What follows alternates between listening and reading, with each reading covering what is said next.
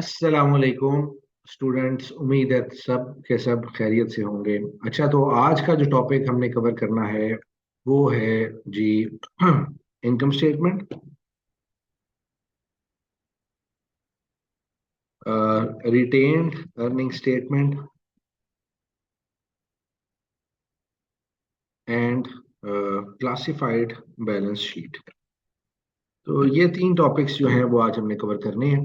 लेकिन इन सब को कवर करने से पहले मुझे उम्मीद है कि आप सबको बखूबी आइडिया होगा कि income statement, retain earning statement और बैलेंस शीट है क्या। अच्छा, अगर नहीं है आपको आइडिया तो मैं आपको एक्सप्लेन कर देता हूँ कि इनकम स्टेटमेंट जो है वो एक ऐसी स्टेटमेंट है जो बिजनेस के प्रॉफिट और लॉस या इनकम के मुतालिक हमें बताती है कि एक बिजनेस ने एक साल के अंदर कितना प्रॉफिट कमाया है। और इनकम स्टेटमेंट में सिर्फ दो चीजें आती हैं, एक जो कि हमारे रेवेन्यूज हैं और दूसरे जो हैं वो हमारे एक्सपेंसेस। ये मैं साथ साथ लिखता जाता हूँ ताकि हमें आइडिया रहे कि हमने कौन सी चीज को कहाँ पे पुट करना है। हमने जितने भी रेवेन्यूज होंगे उतने में से, तमाम के तमाम रेवेन्यू में से हमने जितने भी एक्सपेंसेस एक बिजनेस ने पूरे साल में किए हैं उन तमाम एक्सपेंसेस को हमने लेस कर देना है। और उसके बाद हमारे पास या तो नेट इनकम निकल के आएगी, या अगर हमारा बिजनेस अच्छा ना चल रहा हुआ और हमारे एक्सपेंसेस हमारे रेवेन्यू से ज्यादा हुए तो हमारे पास नेट लॉस निकल के आ जाएगा। अब या तो नेट इनकम होगी या तो नेट लॉस होगा। इनकम स्टेटमेंट के अंदर सिर्फ आपने रेवेन्यूज और अपने एक्सपेंसेस को डील करना। ये थी जी छोटा सा ब्रीफ इंट्रोडक्शन इनकम स्टेटमेंट का। अब हम चलते हैं स्टेटमेंट ऑफ रिटेन अर्निंग या retain earning statement. Retain earning statement से मुराद एक ऐसी स्टेटमेंट है जो कि हमें बताती है कि हमारी जो इनकम है, अर्निंग्स हैं, वो पिछले साल कितनी थी हमारे बिजनेस के पास पड़ी हुई, और इस साल हमने उसमें कितना इजाफा किया है या कमी की है। आपके पास जो ट्रायल बैलेंस होगा इसमें एक जो बैलेंस दिया जाता है, ये सपोज यहाँ पे एक क्वेश्चन है, हमारे पास प्रैक्टिकल एग्जांपल है, उसमें हमारे पास रिटेन अर्निंग 28,000 दी गई है। ये हालांकि हमें ये जो ट्रायल बैलेंस है ये तो नजर आता है कि इस साल का क्लोजिंग बैलेंस है, लेकिन असल में ये रिटेन अर्निंग का बैलेंस होता है इस साल का ओपनिंग बैलेंस। तो इस बैलेंस के अंदर हम जितना भी प्रॉफिट होता है, अगर कंपनी को प्रॉफिट होगा तो हम उसको ऐड कर देंगे, और अगर लॉस होगा तो हम रिटेन अर्निंग में से उसको माइनस कर देंगे। ऑन द अदर हैंड, अगर आपकी कंपनी ने डिविडेंड्स जो है वो अपने शेयर होल्डर्स को दिए हैं तो वो डिविडेंड की अमाउंट भी आपकी रिटेन अर्निंग में से लेस हो जाएंगी, और अल्टीमेटली आपके पास एक क्लोजिंग बैलेंस आएगा। तो अगर हम रिटेन अर्निंग स्टेटमेंट की बात करें तो ओपनिंग बैलेंस प्लस प्रॉफिट और माइनस लॉस माइनस डिविडेंड्स, और उसके बाद हमारे पास क्लोजिंग बैलेंस आ जाए। रिटेन अर्निंग का लफ्जी माना यह है कि ऐसी अर्निंग जो आपने अपने पास बिजनेस के अंदर होल्ड कर ली है। पिछले साल की भी आपने होल्ड की हुई थी, आपका नेट प्रॉफिट था, वो आपकी अर्निंग होती है, वो आपने अपने बिजनेस में होल्ड की है। जितनी भी आप अर्निंग अपने बिजनेस में होल्ड करेंगे उसको हम रिटेन अर्निंग कहेंगे, और हर साल इस अमाउंट में उतार चढ़ाव आता रहता है। अब तीसरी चीज जो है वो आ जाती है बैलेंस शीट। लेकिन बैलेंस शीट से पहले मैं छोटी सी इंफॉर्मेशन यहाँ पे लिख दूं कि यहाँ पे ओपनिंग बैलेंस होता है रिटेन अर्निंग का, और इसमें हम नेट प्रॉफिट जो कि हमें इनकम स्टेटमेंट से निकल के आता है, और तीसरी चीज नेट लॉस या फिर डिविडेंड्स, इस सिर्फ इन तीन से चार चीजों को हम यहाँ पे डील करते हैं statement of retain earning. Last में हमारे पास बैलेंस शीट आती है। आपको अपनी अकाउंटिंग इक्वेशन तो याद होगी कि assets is equal to liabilities plus owners equity. तो बैलेंस शीट के अंदर हम एसेट्स को, लायबिलिटीज को और ऑनर्स इक्विटी, इन तीनों चीजों को डील करते हैं। एसेट्स के अंदर हम क्लासिफाई करते हैं शॉर्ट टर्म एसेट्स या लिक्विड एसेट्स, और फिक्स टर्म एसेट्स या फिक्स्ड एसेट्स हम डील करते हैं। लाइबिलिटीज के अंदर शॉर्ट टर्म लाइबिलिटीज और लॉन्ग टर्म लाइबिलिटीज, और ऑनर्स इक्विटी के अंदर हम कॉमन स्टॉक या मालिक का सरमाया कैपिटल हम डील करते हैं। और इसके साथ साथ हम रिटेन अर्निंग का जो बैलेंस आता है, क्लोजिंग बैलेंस, वो भी ऑनर्स इक्विटी वाले सेक्शन में डील करते हैं। तो ये चीजें थी जी आपकी income statement, retain earning statement और बैलेंस शीट की थोड़ी थोड़ी सी आपको मैंने इंफॉर्मेशन दे दी। ये एक ओवरव्यू था। अब हम चलते हैं इस सवाल की तरफ जो हमारे सामने है। इस सवाल को अगर आप देखें तो हमारे सामने उसने एक ट्रायल बैलेंस दिया है, और ट्रायल बैलेंस के एंड पे देख रहे हैं हम दोनों साइड, उसकी डेबिट और क्रेडिट साइड दोनों इक्वल है। फिर वो कहता है मैं prepare classified balance sheet, assume that 15,000 of the notes payable will be paid in 2015। तो ये जो ट्रायल बैलेंस है ये 2014 के दिसंबर का है, एक्सक्यूज में। तो अब हम क्या करेंगे, अब इनकम स्टेटमेंट में हम देखते हैं कि हमें सबसे पहले क्या क्या चीजें डाल। ये सवाल आ गया आपके पास, और अब इस सवाल के अंदर हम देखते हैं कि इनकम स्टेटमेंट की आइटम्स कौन कौन सी हैं। चलें जी, बिल्डिंग इनकम स्टेटमेंट की आइटम नहीं है, account receivable, prepaid insurance, cash, equipment, land.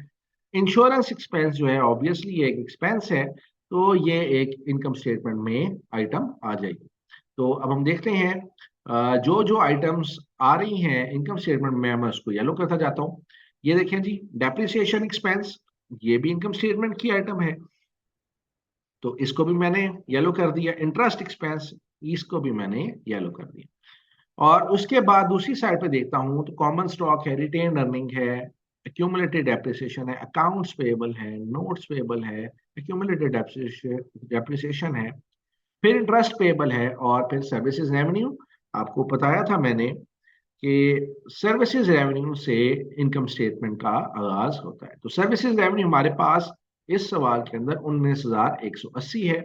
19,180 की अमाउंट हमने सर्विसेज रेवेन्यू के अंदर यहाँ पे मेंशन कर दी। अब नेक्स्ट स्टेप है, मैंने आपसे कहा था कि सर्विसेज रेवेन्यू में से जितने भी हमारे ऑपरेटिंग एक्सपेंसेस या जितने भी एक्सपेंसेस होंगे हम उसको लेस कर देंगे। तो हमारे सामने अब देखेंगे इतना आसान हो गया है कि ये हाईलाइटर्स के थ्रू हमें पता चल गया कि अब जितने भी एक्सपेंसेस हैं उसको हमने यहाँ पे मेंशन करना है। तो पहला जो एक्सपेंस है वो है इंश्योरेंस एक्सपेंस। इंश्योरेंस एक्सपेंस जो है वो टोटल बनता है 780। नेक्स्ट है जी डेप्रिसिएशन का एक्सपेंस है। डेप्रिसिएशन का एक्सपेंस जो है वो 7,600 है, 360 है। और फिर इंटरेस्ट एक्सपेंस है जो कि हमारा टोटल बनता है 2600 का, यहाँ पे हमने अंडरलाइन किया। और ये अमाउंट जो हमारे यहाँ पे मेंशन होगी वो इन तीनों को मैं ऐड करके यहाँ पे मेंशन करूंगा, क्योंकि ये सारे के सारे एक्सपेंसेस हमने ऐड करके आपस में ऐड करने हैं। और उसके बाद हमने ये एक्सपेंसेस जो है वो सर्विसेज रेवेन्यू में से माइनस करने। जितने भी एक्सपेंसेस होंगे उन सबको हमने सर्विसेज रेवेन्यू में से माइनस कर देना। तो हमारे पास इन तीनों को ऐड करके रकम आई है 10740। अगर मैं इसको -10740 लिख दूं तो कोई मसला तो नहीं? बिल्कुल जी, कोई मसला नहीं है, क्योंकि माइनस होना है। अब यहाँ पे हमारे पास नेट इनकम आती है। देखिए जी, 19,180 में से अब मैंने क्या करना है, 10,740 को माइनस किया, तो मेरे पास जो नेट इनकम है वो आ गई है 8,440। नहीं जी, ये इनकम स्टेटमेंट हमारी कंप्लीट है। इसके अलावा इनकम स्टेटमेंट का कोई भी चीज जो है वो हमारे पास ट्रायल बैलेंस में हमें नजर नहीं आता। फिर अब क्या करेंगे, अब हमने बनानी है स्टेटमेंट ऑफ रिटेन अर्निंग। मैंने आपसे कहा था कि स्टेटमेंट ऑफ रिटेन अर्निंग में हम लोग 3 से 4 चीजों को डील करते हैं। ओपनिंग बैलेंस है, नेट प्रॉफिट, नेट लॉस है, या डिविडेंड्स है। तो हमारे पास यहाँ पे सिर्फ ओपनिंग बैलेंस जो है वो दिया गया रिटेन अर्निंग का। मैं इसको एक डिफरेंट कलर से जो है वो शो करवा देता हूँ। ताकि हमें पता चल जाए कि भाई ये वाला जो चीज है हमने डील कर ली है। रिटेन अर्निंग का जो ओपनिंग बैलेंस था वो था जी 28,000। इसमें नेक्स्ट आइटम हमने क्या करनी है, हमने सिर्फ इसमें अगर इनकम है तो उसको ऐड कर देंगे, अगर लॉस है तो हम इसको वहां से लॉस में से माइनस कर देंगे। अब हमारे पास जो है वो इनकम आई है 8,440, हमने इसको ऐड किया तो हमारे पास क्लोजिंग जो रिटेन अर्निंग का बैलेंस आया वो 36,440। अगर यहाँ पे डिविडेंड दिया होता तो हम पहले डिविडेंड माइनस करते और हमारे पास जो क्लोजिंग बैलेंस था रिटेन अर्निंग का वो आ जाना। लें जी, अब हमारे पास और पिक्चर क्लियर हो गई। यहाँ पे आप इसको एक दफा देख लें कि हमारे पास स्टेटमेंट ऑफ रिटेन अर्निंग का बैलेंस है वो 36,440 आ गया। अब मुझे इसको थोड़ा सा मिनिमाइज करना पड़ेगा और आप देखेंगे कि हमारी जो बैलेंस शीट है वो भी हम सामने निकाल लेते हैं। ये लें जी, आप लोगों ने गौर से देख लिया होगा इसको। तो अब हमारे पास ये जो बैलेंस शीट है वो एक सामने नजर आ रही है। और चलें जी, बैलेंस शीट मैंने पहले से ही छोटा सा फॉर्मेट बनाया हुआ था। सबसे पहले आते हैं एसेट्स। एसेट्स के अंदर जो हम लोगों ने क्लासिफाइड बैलेंस शीट बनानी है तो सबसे पहले उसमें आएंगे करंट एसेट्स, फिर आएंगे फिक्स एसेट्स, और उसके बाद क्या होगा कि इसको मैं डिलीट कर देता हूँ for time being.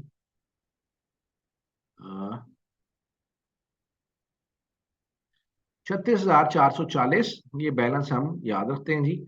Statement of retain करनी, ये यहाँ पे क्यों आ रहा है भाई, शो क्यों हो रहा है। अच्छा जी, ये हमारे पास एक सेकेंड जी होल्ड कीजिएगा, ये ले। अच्छा अभी भी नहीं आया, कोई बात नहीं। अच्छा जी, स्टेटमेंट ऑफ रिटेन अर्निंग, ये अब मैं इसको, याद है जी हमारे पास इसका जो बैलेंस आया था स्टेटमेंट ऑफ रिटेन अर्निंग का वो आया था 36,440। में सारे को ही हाइड कर देता हूँ, ये लें जी, ये हमने सारा ही हाइड कर दिया। और ये रकम जो थी मैंने यहाँ पे मैं लिख लेता हूँ रिटेन अर्निंग, अर्निंग 36,440, ये मैंने पहले ही नोट डाउन कर लिया क्योंकि क्लोजिंग बैलेंस था। अब यहाँ पे हम एक एक करके एसेट्स को डालेंगे, उसके बाद फिक्स एसेट्स को डालेंगे, उसके बाद करंट लाइबिलिटीज को डालेंगे, लॉन्ग टर्म लाइबिलिटीज को डालेंगे, और उसके बाद कैपिटल की अमाउंट लिख के तो हम यहाँ पे इसको आगे लेके चलेंगे। तो सबसे पहले हम देखते हैं कि हमारे पास जो आइटम्स हैं वो कौन सी हैं। ये जो व्हाइट में सारी की सारी आइटम्स है ना, ये सारी की सारी बैलेंस शीट की आइटम है। इसमें हम देखते हैं सबसे पहले आइटम आ रही है बिल्डिंग। तो बिल्डिंग हमें पता है कि जी फिक्स एसेट की आइटम है।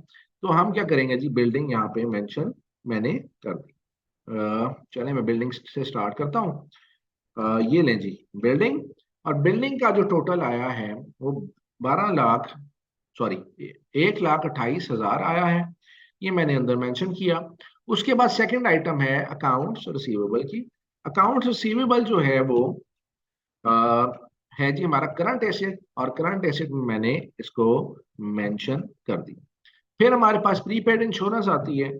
प्रीपेड इंश्योरेंस भी जो है वो हमारा करंट एसेट है, और प्रीपेड इंश्योरेंस को मैंने यहाँ पे मेंशन किया 4680 को। और यहाँ पे हमारे पास कुछ ना कुछ बैलेंस चलना शुरू हो गया। फिर आ गया जी कैश। कैश भी करंट एसेट है, और कैश की अमाउंट हमने 18,040 को जो है जब एंटर किया तो हमारे पास टोटल करंट एसेट जो है वो 30260। इसके अलावा कोई करंट एसेट मुझे यहाँ पे इस ट्रायल बैलेंस में नजर नहीं है। अब हम क्या करेंगे, हम बाकी आइटम्स को एक एक करके डालेंगे। सेकंड आइटम जो मुझे नजर आ रही है वो आ रही है इक्विपमेंट। और इक्विपमेंट क्या है, इक्विपमेंट एक लॉन्ग टर्म एसेट है 62400, मैंने इसकी अमाउंट लिखी। और उसके बाद लैंड आ रहा है।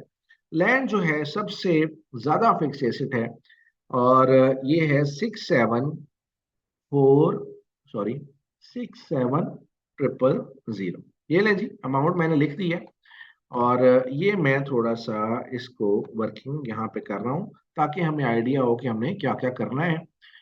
अच्छा जी, अब हमने देखा कि मैंने ये सारी की सारी आइटम्स जो हैं वो एक एक करके तो अपनी ये जो बैलेंस शीट है उसमें मैंने एंटर कर दी। अब दूसरी साइड पे चलते हैं। पहली है जी कॉमन स्टॉक की 80,000 का। तो कॉमन स्टॉक जो है कैपिटल, यहाँ पे मैं ले देता हूँ 80,000, या हम इसको कर देते हैं एक लाइन नीचे ले जाते हैं, कोई फर्क नहीं पड़ता जी। अगर हम एक लाइन नीचे भी ले जाएंगे तो इससे कोई फर्क नहीं पड़े। कॉमन स्टॉक, और ये आ गया जी एक्स, और ये मैंने कंट्रोल वी कर दिया। ठीक हो गया जी। यहाँ पे इसको मैं उठा के अंदर वाली साइड पे ले जाता हूँ, ये ले, और कंट्रोल यू। उसके बाद इसको ले आते हैं, इन दोनों को ऐड कर देते हैं। इन दोनों को ऐड किया, हमारे पास आ गई 116440। लें जी, कॉमन स्टॉक भी हमने डील कर लिया। अक्यूमुलेटेड डेप्रिसिएशन है बिल्डिंग की, मैं जी लेस कर देते हैं एक्यूमुलेटेड डेप्रिसिएशन, और वो अमाउंट हमारे पास है 42,600। ये ने जी, ये मैंने माइनस की इसमें से, तो मेरे पास अमाउंट आ गई, लें जी 85,400 की। उसके बाद अकाउंट्स पेबल की बारी आती है। अकाउंट्स पेबल जो हमें पता है कि वो एक लाइबिलिटी है, और करंट लाइबिलिटी हम इसको डील करते हैं। अकाउंट्स पेएबल, इसकी अमाउंट देख लेते हैं जी दोबारा से। अकाउंट्स पेएबल की जो अमाउंट है वो 12,300 है। ये 12,300 मैंने यहाँ पे मेंशन कर दिया। फिर उसके बाद नेक्स्ट आइटम क्या है जी, नोट्स पेएबल 95,000 के। नोट्स पेएबल अगर हम देखें जरा गौर से, तो 95,000 के वो हमें बता रहा है 95,000 का, मैंने यहाँ पे एज इट इज 95,000 लिख दिया। लेकिन वहां पे एंड पे एक नोट दे रहा है, prepare classified balance sheet assume that 15,000 of the notes payable will be paid in 2015। तो इसका मतलब है शॉर्ट टर्म के लिए और लॉन्ग टर्म के लिए जो है वो नोट्स पेबल डिफरेंट है, और 15,000 जो है वो सिर्फ आपने राइट नाउ पे करने हैं नेक्स्ट ईयर के अंदर, और लॉन्ग टर्म के अंदर नोट्स पेबल जो आपके आ जाएंगे वो बकाया हो जाएंगे। नोट्स पेबल 85,000 माइनस 15,000, तो वो बन जाएंगे हमारे पास 70,000। 70,000 के नोट्स पेबल है, और लॉन्ग टर्म के अंदर और शॉर्ट टर्म के अंदर 15,000 के हैं, और दोनों मिला के 85,000 बन जा, सॉरी 80,000 करेंगे हम। ये तो 95,000 जो है वो टोटल बन जाएगी। ये लें जी 80,000, और इस तरीके से हमारी बैलेंस शीट की अब शक्ल निकलना शुरू हो गई। फिर अकाउंट्स पेबल भी हो गया, नोट्स पेबल भी आ गया। अब हमारे पास एक्यूमुलेटेड डेप्रिसिएशन है बिल्डिंग की, सॉरी इक्विपमेंट की। तो एक्यूमुलेटेड डेप्रिसिएशन लेस करेंगे हम 18,720 की, और ये हमने जब लेस की तो अमाउंट आ गई 62,400 में से 18,720 को माइनस किया तो 43,680 आ गया। अब मैं ये बैलेंस चेक कर लेता हूँ। M11, नो ये तो गलत आ रहा है, is equal to this plus this plus 67,000, और ये आ गया 1,96,080 की अमाउंट आ गई। और टोटल करंट एसेट्स जो है वो हमारे पास 30,260 के हैं, और ये दोनों अमाउंट्स को जब हम ऐड करेंगे तो तब हमारे पास टोटल एसेट्स की वैल्यू आ रही है 2,26,340 की। अच्छा, ये एक अमाउंट आ गई। उसके बाद अब हम हर चीज को फाइनलाइज करते हैं, अकाउंट्स पेबल, नोट्स पेबल, और तीसरी चीज आती है इंटरेस्ट पेबल, वो है 2600 का। उसको भी हम मेंशन करते हैं, ये भी हमारी लाइबिलिटी है और शॉर्ट टर्म लाइबिलिटी है, और 2600 हमने यहाँ पे मेंशन किया। और जब हमने मेंशन किया तो इन तीनों का टोटल आ गया 29,900। ये था जी हमारा टोटल करंट लाइबिलिटीज, और टोटल करंट लाइबिलिटीज के बैलेंस निकला है 29,900। उसके अंदर हम ऐड करेंगे सॉरी 1,99,000, सॉरी ये तो दोनों पहले ही ऐड हो गए हैं। तो लॉन्ग टर्म और शॉर्ट टर्म टोटल लाइबिलिटीज को हमने यहाँ पे ऐड किया, और जो एंड पे हमारे पास आंसर निकलेगा वो कैसे निकलेगा, लाइबिलिटीज के साथ हम ऑनर्स इक्विटी को ऐड करेंगे। तो ये 2,26,340, इसका बैलेंस भी 2,26,340 निकला है। अब आप देख लें कि ये जो हमारे पास टोटल एसेट्स थे वो भी 2,26,340 थे, और उसके बाद जो हमारे पास अब टोटल लाइबिलिटीज और ऑनर्स इक्विटी का जो टोटल आया है वो भी 2,26,340 आया है। तो इस तरीके से हमें ये मालूम हुआ कि हमारी जो इनकम स्टेटमेंट थी वो भी ठीक बनी थी, और उसके बाद हमारी बैलेंस शीट भी ठीक बनी है, और हमारी रिटेन अर्निंग स्टेटमेंट जो है वो भी ठीक बनी है। क्योंकि अगर इनमें से कोई एक भी गलत होती तो उसकी वजह से हमारी बैलेंस शीट कभी भी बैलेंस नहीं आनी थी। तो ये चीज याद रखिएगा कि आपने जब भी टोटल करना है तो टोटल एसेट्स आपने देख लेने हैं। देखिए यहाँ पे थोड़ी सी कैलकुलेशन मुख्तलिफ हो जाती है, कंफ्यूजिंग हो जाती है। यहाँ पे करंट एसेट्स का टोटल हमने सेपरेट निकाला है, ये देखें जी। और उसके बाद हमने फिक्स एसेट्स का जो टोटल है वो हमने ये कैलकुलेट किया, ये जो मेरे पास 1,96,080 की अमाउंट आई। इसको अगर आप चाहें तो टोटल फिक्स एसेट्स के नाम से भी मेंशन कर सकते हैं। उसके बाद अल्टीमेटली आपको ये दो जो करंट एसेट्स हैं और फिक्स एसेट्स हैं इन दोनों को ऐड करके ही अमाउंट निकालनी है। यहाँ पे अक्सर बच्चे गलती कर जाते हैं, तो उनके लिए मैं बता रहा हूँ कि कैलकुलेशन थोड़ी ज्यादा लग रही है लेकिन बहुत आसान है कि आपने एसेट्स का टोटल जो है वो ऐड करके निकालना है। उसके बाद करंट लाइबिलिटीज भी आपने फाइनलाइज करनी है, और उसके बाद आपने लॉन्ग टर्म लाइबिलिटीज को भी फाइनलाइज किया। ये दो अमाउंट्स मेरी जो है वो फाइनलाइज हुई और टोटल लाइबिलिटीज मैंने कैलकुलेट कर ली। और फिर अल्टीमेटली जो हमारा कैपिटल वाला सेक्शन है, ऑनर्स इक्विटी वाला सेक्शन है, उसके साथ इसको ऐड करके तो हमारे पास आंसर निकले। बाज औकात बच्चे क्या करते हैं, वो सारी अमाउंट जो नजर आ रही हैं यहाँ पे आपको देख रहे हैं कि एक 80,000 की अमाउंट है, 1,99,000 की अमाउंट है, और 1,16,000 की अमाउंट है। ये जो अमाउंट्स हैं और ये 2,29,000 की अमाउंट, इन सारों को वो जो है वो डील करते हैं। तो उसके लिए मैं क्या करता हूँ, इसको यहाँ पे मेंशन कर देते हैं ताकि आपके लिए आसानी हो जाए कि ये दो अमाउंट्स हैं टोटल लाइबिलिटीज जो हमने कैलकुलेट की हैं। नहीं, यहाँ पे इसी तरह ही देगा क्योंकि नोट्स पेबल जो है टोटल फिक्स लाइबिलिटीज थी या लॉन्ग टर्म लाइबिलिटीज थी, तो हमने टोटल लाइबिलिटीज का ही ऐड करके, इन दोनों को ऐड करके ये आंसर निकाला है। और उसके बाद उसमें ये जो कैपिटल का जो अमाउंट है उसको ऐड किया है, तो हमारे पास 2,26,340 आ गया। डिटेल जितनी मर्जी मैं आपको एक्सप्लेन करता रहूं, लेकिन मैं प्रिसाइज चलना चाहता हूं। ये प्रिसाइजली मैंने आपको बता दिया कि आपकी जो इनकम स्टेटमेंट है और बैलेंस शीट है वो सारी की सारी इस तरीके से बनेगी। If you have any questions you can WhatsApp me, और आप वीडियो के नीचे जो है वो कमेंट भी छोड़ सकते हैं। Thanks a lot. Allah Hafiz.